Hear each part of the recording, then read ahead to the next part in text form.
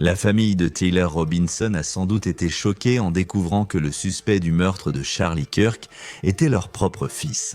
Mais selon les messages que la police affirme que le jeune homme de 22 ans a envoyés à un ami en ligne, il ne cachait pas qu'il était un présumé tueur politique.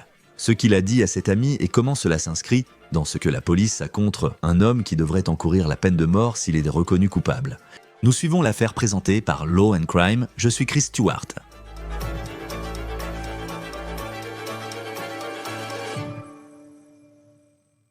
Tyler Robinson aurait laissé de nombreuses preuves après avoir tiré et tué Charlie Kirk à l'université de la vallée de l'Utah. Vous avez bien sûr les preuves matérielles, le fusil à verrou de haute puissance retrouvé dans une zone boisée en dehors du campus, ainsi que les douilles gravées de paroles de chansons antifascistes et de références des profondes à Internet et aux jeux vidéo.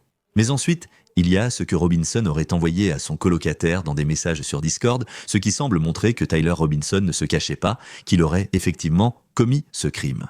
Avant d'aborder les messages Discord, parlons de ce qui a vraiment révélé cette affaire. C'était peut-être à cause de cette photo. Le suspect porte un t-shirt au drapeau américain, des lunettes de soleil, une casquette à logo triangle et des Converse à semelles blanches. Quand cette photo a été publiée, il était seulement une personne d'intérêt. Nous ignorions son identité. Regardez cette photo de Tyler Robinson, un étudiant souriant dans sa chambre universitaire avec une casquette médium, mais observez aussi ses pieds. Des chaussures Converse avec des semelles blanches. Imaginez que, membre de sa famille, vous voyez l'image du suspect recherché. Puis comprenez que c'est votre fils le présumé meurtrier. Selon la police, le père de Tyler a confronté son fils à cette possibilité et lui a demandé s'il était responsable du meurtre de Charlie Kirk. Et Tyler aurait avoué. Son père a appelé un pasteur pour jeunes et ils ont conduit Tyler au commissariat, où ce jeune de 22 ans risque de ne plus jamais retrouver la liberté. Et s'il est reconnu coupable, il risque la peine de mort, selon le gouverneur de l'Utah, Spencer Cox. Selon sa famille et les documents de la police, Robinson est devenu plus politisé ces dernières années. Mais nous devons en savoir plus à ce sujet, car il n'est pas clair ce qu'ils entendaient par « plus politisé ». Et en quoi précisément était-il plus politisé ? Comment quelqu'un passe-t-il de ne pas vraiment s'intéresser à la politique à se retrouver, soi-disant, sur un toit avec un fusil de sniper en train de tirer sur quelqu'un avec qui il est en désaccord politique ? Des proches ont dit que Robinson avait mentionné lors d'un dîner la venue de Charlie Kirk à l'université de la vallée de l'Utah le 10 septembre pour sa tournée universitaire. Il a également parlé du fait qu'il n'aimait pas les convictions de Charlie Kirk. Maintenant, nous ne savons pas précisément ce qu'il a dit à ce sujet, ni si quoi que ce soit était particulièrement menaçant en lien avec ses pensées sur Charlie Kirk. Sur les photos, Tyler Robinson semble avoir une certaine expérience dans la manipulation des armes à feu. Il semblait aussi jouer beaucoup aux jeux vidéo. Une des inscriptions sur les douilles non tirées était liée à un jeu de tir à la troisième personne. Il était aussi sur Discord, qui est une plateforme de messagerie instantanée, souvent utilisée par les personnes qui jouent aux jeux vidéo. C'est là que nous voyons les messages que Robinson aurait envoyés à la personne que la police appelle son colocataire. On ignore s'il était son colocataire à l'université ou s'il vivait ailleurs. Robinson a étudié un semestre à l'université d'État de l'Utah. La police a alors contacté ce colocataire et celui-ci leur a montré des messages que Tyler lui aurait envoyés. L'affidavit indique que Tyler a déclaré avoir besoin, je cite, de récupérer un fusil à drop point, qu'il avait laissé le fusil dans un buisson, des messages liés à la surveillance visuelle de la zone où le fusil avait été laissé et un message faisant référence au fait d'avoir laissé le fusil enveloppé dans une serviette. Les messages font également référence à la gravure de balle, à la mention d'une lunette et au fait que le fusil est unique. Les messages de ce contact, Tyler mentionnait également qu'il avait changé de tenue, fin de citation. Maintenant, ces détails semblent correspondre aux preuves que la police a trouvées, comme l'arme à feu, dans la zone boisée juste à côté du campus où ils ont vu cette personne d'intérêt s'enfuir. Il n'est pas clair ce que Robinson a dit aux enquêteurs depuis son arrestation. Nous accueillons Tom Smith, ex-détective du New York Police Department, heureux de vous recevoir sur Law & Crime. Parlons un peu de ce suspect maintenant que nous en apprenons davantage sur lui. Tout d'abord, quelles sont vos impressions sur Tyler Robinson, âgé de 22 ans ? Oui, tu sais, Chris, c'est un peu ce à quoi nous nous attendions. Tu sais, c'est un jeune garçon qui a été influencé et entraîné dans la discorde des réseaux sociaux, à lutter contre la liberté d'expression et à ne pas aimer ce qu'il entend. Donc, leur mécanisme par défaut et leur premier réflexe, c'est la violence. Et c'est juste un autre exemple de cela, de l'incapacité à simplement parler, à simplement écouter l'opinion de quelqu'un d'autre, à la prendre à cœur et à aller jusqu'à un niveau de violence extrême qui a coûté la vie à Charlie Kirk. Et c'est juste, encore une fois, c'est difficile de te dire que c'est ce à quoi on s'attendait, mais je suis simplement honnête. Je ne pense pas qu'aucun d'entre nous, une fois qu'il a été arrêté et qu'on a vu, tu sais, ses antécédents et ce dans quoi il était impliqué, soit surpris. Et c'est ça, la partie triste de cette histoire. C'est parce qu'on a parlé, tu sais, des fusillades dans les écoles. Et d'une certaine manière, c'est une fusillade scolaire parce que ça s'est passé sur un campus universitaire. C'était aussi un assassinat politique. Et je sais que dans ta carrière, tu as enquêté sur des menaces contre des écoles. Et il semble qu'il y ait ce profil type. Il avait 22 ans, il était sur Discord, ce qui revient souvent dans ce genre de cas. Les gravures sur les balles, tu sais, j'ai dû chercher ce que tout cela signifiait. Tu sais, je sais que l'une d'elles, et c'était une chanson qui remontait à la Seconde Guerre mondiale, mais il y a aussi ces sortes de mèmes Internet dans les coins sombres du web, et ça correspond un peu à ce profil qu'on voit souvent de différentes manières. Maintenant, la question, je pense, devient, d'accord, la police dit qu'il est devenu plus politisé ces dernières années. Tu sais, il y a une grande différence entre s'intéresser soudainement à la politique et devenir un tireur d'élite sur un toit, éliminant quelqu'un comme il l'a fait. Comment comprends-tu précisément comment on en est arrivé là? C'est difficile à faire, mais tu sais comment tu t'y prends pour le comprendre. Les gens autour de lui font attention aux petits détails qu'il a pu laisser échapper au cours du dernier mois ou quelque chose comme ça. Tu sais, il y a un moment où on a une conversation autour de la table de la cuisine à propos de quelque chose avec lequel tu n'es peut-être pas d'accord ou avec lequel tu es en désaccord dans le monde politique. Et puis, il y a une rhétorique de danger, de violence qui peut émerger. Et ce sont ces choses-là auxquelles les gens doivent faire attention. Tu sais, je le dis tout le temps. La violence s'arrête parce que quelqu'un d'autre l'entend ou la voit et la signale à quelqu'un. Tu sais, plus on avance dans cette histoire et plus elle sort, je te garantis que tu vas voir encore plus de petits indices qui montrent que ce type était sur la voie de faire quelque chose de violent. C'est intéressant parce que lui, il semble qu'il ait laissé le fusil derrière lui. Dans certaines histoires, tu te dis « j'ai fait ça, voici l'indice, venez me trouver ». On dirait qu'on provoque la police en laissant ça derrière soi. Puis, il se cache, tente de vivre normalement jusqu'à la publication des photos, puis s'enfuit à nouveau vers la région de Saint George, Utah. Qu'est-ce que tu penses du fait qu'il ait laissé des preuves derrière lui, mais qu'en même temps, il essayait quand même de se couvrir, au moins pendant les 33 heures où il était en fuite? Je pense que les preuves qu'il a laissées montrent son inexpérience. Ce n'est pas un criminel. Ce n'est pas un criminel professionnel. Et ce que je veux dire par là, c'est qu'il s'est laissé emporter par le moment dans lequel il se trouvait. Oui, un acte horrible, il l'a fait. Et il commence à fuir. Ils peuvent avoir un plan pour quitter une zone, mais ensuite ils se laissent submerger par l'émotion, la peur et tout ça, et ça les submerge. Je pense que le fait qu'il ait emporté l'arme loin de la scène au lieu de la laisser sur le toit, c'était un instinct. Et puis, quand il est arrivé dans les bois et qu'il s'est presque dirigé vers la communauté qu'il devait traverser en courant, il s'est rendu compte qu'il avait encore l'arme sur lui et l'a laissé tomber. Je pense vraiment que c'est ce qui s'est passé. Il s'est simplement laissé emporter par le plan de s'enfuir de là.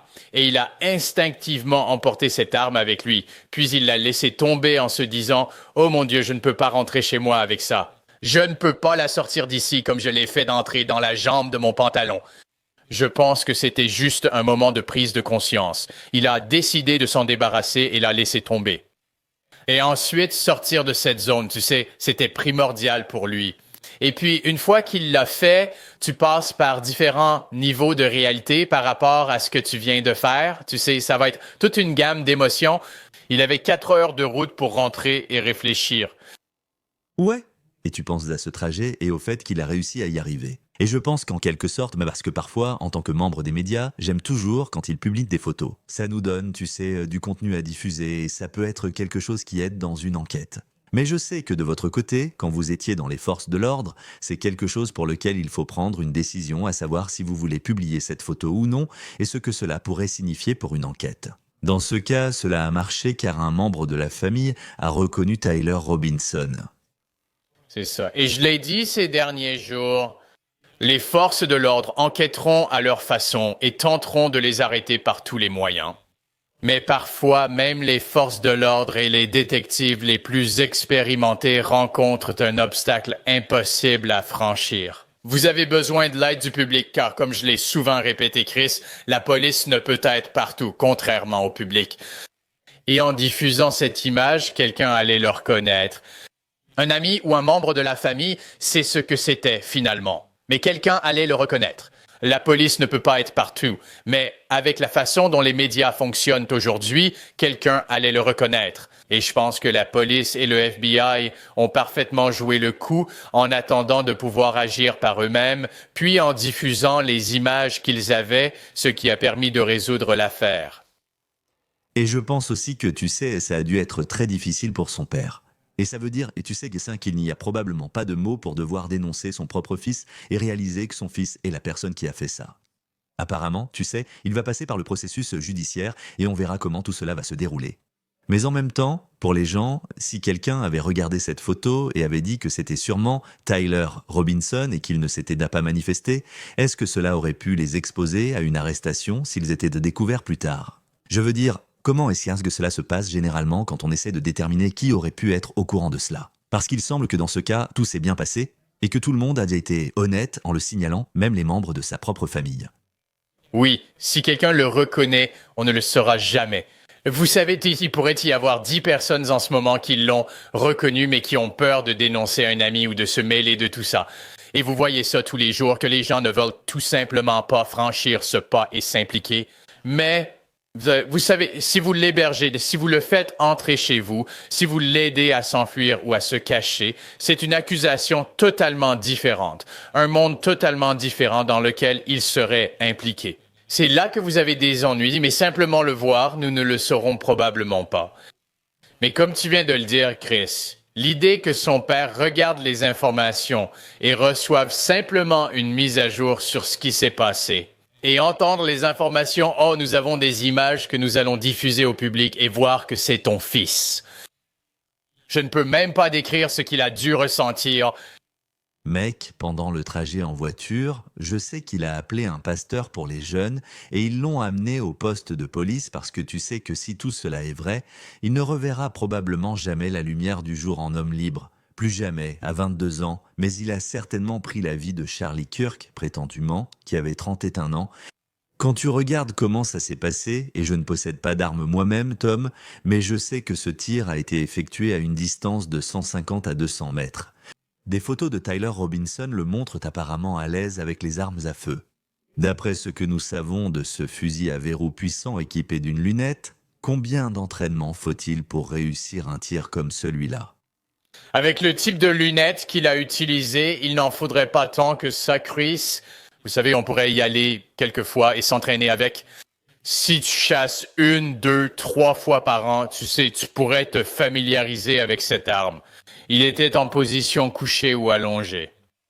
Personne autour de lui n'était allongé avec cette lunette de visée haute puissance. C'est en fait, vous savez, décevant à dire, mais ce n'est pas un tir si difficile si vous connaissez bien cette arme, ce qui était son cas. Donc cela a rendu le tir encore plus facile pour quelqu'un comme lui. Et vous regardez où se trouvait Charlie Kirk. Je connais une grande partie de cette histoire, le suspect est de neutraliser et nous allons continuer. La question reste, comment cela a-t-il pu arriver? C'est clairement un événement politique et dangereux. Si vous êtes Charlie Kirk ou une autre personnalité politique, vous êtes désormais une cible d'une façon qui n'existait pas il y a quelques années. Il l'était sûrement, se trouvant dans cet amphithéâtre, en plein air, sur le campus, une position très vulnérable. Et je sais qu'il y aura beaucoup de questions concernant la sécurité, mais à quel point est-il difficile dans ces lieux en plein air, surtout comme celui-ci où il semble être, en contrebas, de vraiment sécuriser cette zone? C'est difficile, vous savez, sur ces campus universitaires, voici à quoi ils sont confrontés. Il y avait 3000 personnes sur place. Charlie Kirk a sa propre sécurité, mais même elle s'inquiète pour lui. Comme vu dans la vidéo, il l'entoure pour éviter que quelqu'un ne l'agresse ou ne lui lance un objet dangereux. Ils avaient 6 agents de police du campus en service. Vous n'allez pas pouvoir surveiller 3000 personnes et c'est sur la difficulté dans ce genre de lieu. Vous savez, ce n'est pas le président des États-Unis, où il y a tout un contingent des services secrets, à la fois au sol et dans les airs, pour sécuriser cet événement. Vous parlez d'un nombre minimum de personnes qui doivent couvrir une grande zone. Et probablement, à cause de cela, Chris, ces lieux vont repenser la façon dont les policiers sont déployés, qui les couvrent et le nombre de personnes qu'ils autorisent à l'événement. Et je pense qu'il y a une chose que vous allez voir, et on aurait pu penser que cela arriverait après Butler, c'est qu'il va y avoir beaucoup plus d'utilisation de drones dans ces lieux en plein air. Parce que tant qu'ils ne feront pas cela et ne couvriront pas chaque aspect de ces zones, vous savez, vous ne serez pas en sécurité. Et la partie la plus importante, c'est, vous savez, le point en hauteur où ces personnes, ces tireurs, se sont trouvés lors des 2 derniers incidents. Donc, l'utilisation des drones va devoir être renforcée, financée et budgétisée, quoi qu'ils aient à faire. Mais ça, c'est quelque chose qui doit changer. Oui, même moi, avec un œil non entraîné. Et quand on regarde certaines des vidéos qui ont circulé, où des gens se demandent « est-ce qu'il y a quelqu'un sur le toit à l'avance ?» Et c'est quand même difficile à voir parce qu'il est habillé en noir et le toit est noir. Et il semble simplement que sans drone, il serait difficile de repérer quelqu'un sur le toit comme ça. Il semble aussi, je veux dire, il y avait juste, surtout quand on pense à graver toutes ces différentes phrases sur des munitions, qu'il y a eu beaucoup de planification derrière tout ça. En ce qui concerne l'enquête qui va se poursuivre maintenant, sur quoi vous concentrez-vous maintenant qu'il est en garde à vue, mais en essayant de comprendre, et je sais qu'ils ont dit et qu'ils pensent qu'il a agi seul, mais qu'est-ce que vous recherchez à ce stade alors que vous constituez le dossier? Le dossier a déjà commencé à être constitué et c'est un bon point que vous soulevez. Vous savez, dès que les forces de l'ordre arrivent sur les lieux d'un crime, la partie liée aux poursuites et la collecte des preuves menant à un éventuel dossier au bureau du procureur commence. Il faut préparer un dossier dès maintenant en conservant preuves et témoignages et en procédant correctement, même sans avoir encore l'individu. Donc, dans un cas comme celui-ci, quand vous les attrapez, tout est encore en ordre. Vous savez donc, la planification de sa capture a commencé immédiatement avec la préservation des preuves. Mais à partir de maintenant, vous allez faire une analyse complète et approfondie de tout ce que possède ce gamin. Vous allez faire des mandats de perquisition dans les voitures, les chambres, les maisons, tout ce dans quoi il aurait pu être impliqué ou qu'il aurait pu toucher. Ces réseaux sociaux, ces appareils électroniques vont être passés au peigne fin. Et tout ce qui mène à quelqu'un d'autre, à des conversations, à de la planification ou quoi que ce soit de ce genre sera découvert. Et c'est pour ça qu'ils le font. Ils vont littéralement tout passer au crible, tout ce qu'ils possèdent, sans exception. Concernant ces réseaux sociaux, je sais que cela aide souvent à mieux comprendre le mobile. S'il avait parlé de cela, je sais qu'il savait que Charlie Kirk serait à l'université de la vallée de l'Utah. Mais s'il a dit qu'il ferait ce dont il est accusé, en surface, c'est facile de prétendre qu'il parcourt juste les réseaux sociaux. À quoi cela ressemble-t-il réellement ? Parce que j'ai l'impression que si on remonte à des années où il a commencé à s'impliquer politiquement et s'il était actif sur toutes ces plateformes, cela semble être un travail fastidieux de devoir retrouver absolument tout ce qu'il a dit en ligne pendant plusieurs années. Oh oui, c'est beaucoup, ne vous trompez pas. Mais ce qu'ils vont faire, c'est qu'ils vont passer d'un poste à l'autre. Regardez une publication où il a peut-être parlé de Charlie ou de certaines actions avec lesquelles il n'était pas d'accord, puis voir qui a commenté cette publication. Hé frère, je suis avec toi, pourquoi ne pas se voir? Tu vas lire les messages auxquels les gens ont répondu à ce qu'il a dit. Tu vas peut-être voir d'autres groupes qu'il contactait, dont il était ami ou qu'il suivait ou quelque chose comme ça, et tu vas les examiner pour t'assurer qu'il n'y avait aucune conspiration ici avec d'autres groupes ou d'autres personnes. Donc, c'est très fatigant de passer en revue, tu sais, leurs plateformes de réseaux sociaux. Nous avons dû le faire souvent quand je travaillais. Et c'est là que vous avez les meilleurs analystes du monde qui passent tout ça en revue, qui connaissent ce monde, qui connaissent les algorithmes, qui savent comment les choses fonctionnent et qui analysent ce qui marche, ce qui est populaire et ce sur quoi ils insistent. Vous savez, il y a encore beaucoup de choses à faire avec ça. Même si vous l'avez attrapé, l'enquête va quand même continuer. L'arme retrouvée était au laboratoire criminel du FBI. Lorsqu'ils analysent une arme, que recherchent-ils précisément ? On ignore toujours comment il l'a obtenue. Oui, ils vont examiner, vous savez, la première chose qu'ils vont chercher, ce sont les empreintes qui pourraient s'y trouver. Ensuite, vous allez chercher toute trace d'acide désoxyribonucléique qui pourrait s'y trouver, tout marquage inhabituel qui pourrait permettre de l'identifier ou toute trace de transfert ou de vente de cet objet. Vous voyez, c'est donc ce qu'ils vont examiner. Et c'est ce qu'ils ont fait.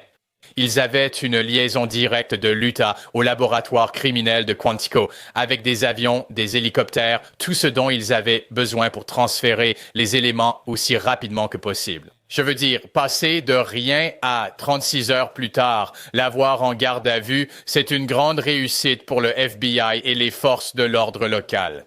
Mais il a fallu que tous s'y mettent et qu'ils réunissent ces éléments pour l'arrêter.